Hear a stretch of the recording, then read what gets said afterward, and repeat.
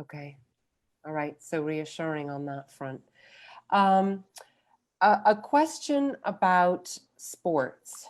Obviously, for many colleges and universities, their sports programs are a huge piece of their identity. And that's a very important piece of the college experience for a lot of kids, Yeah. and sometimes even something that makes it financially viable. What do you hear colleges talking about right now in terms of their sports programs? Do you hear anything about that?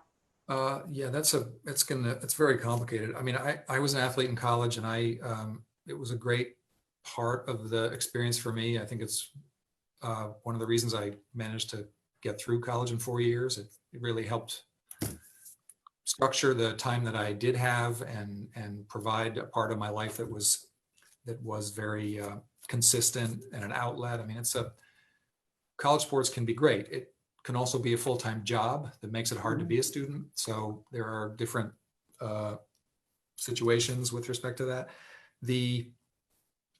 We are spending a lot of time hearing from colleges, and particularly the NCAA, which is the big National Collegiate Athletics Association.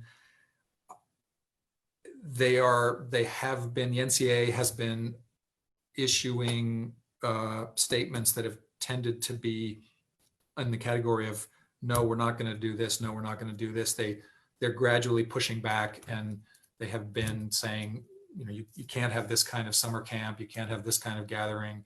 So it's going to have a big impact on sports over the next few seasons. Certainly, it's having a big impact on recruiting. Kids weren't able to play most of their spring seasons, but as everybody else is, the athletes and the coaches are doing what they can. So I just talked to a student yesterday who was with her coach here at my school, putting together a video to send to some coaches at places she hopes to compete. And because obviously the coaches aren't going out on the road and watching kids play, it'll be interesting to see, for especially the big money sports like football. It's hard to imagine that anybody's going to put 70,000 people in a stadium this fall. So they might be playing games that are only televised, as some of the professional leagues in Europe are already doing. We just don't know how that's going to play out.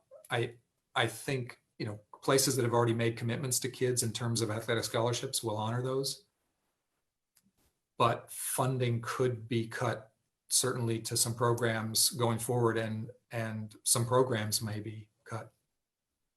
As a follow-up question, you say, probably over time, some programs will be cut. Mm-hmm. Do you, as you look out in all of the ways that we've talked about the future of college and the financial strains on many of the smaller liberal arts colleges that have been struggling, maybe the change in programming or the elimination even of certain programs, maybe sports, academic, whatever.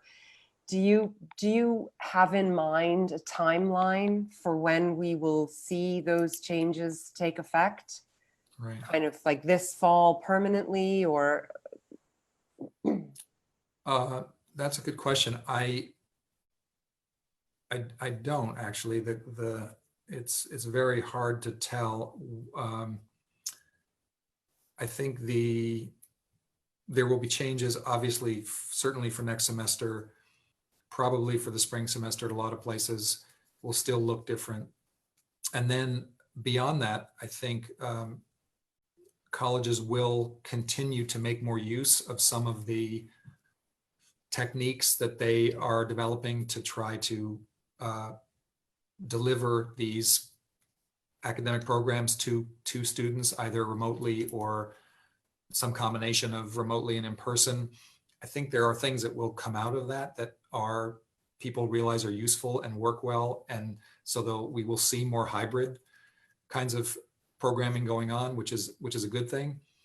I also think our temptation is to hope that things snap back, that once somehow the crisis is passed, there's kind of a popping sound and then everything's normal again.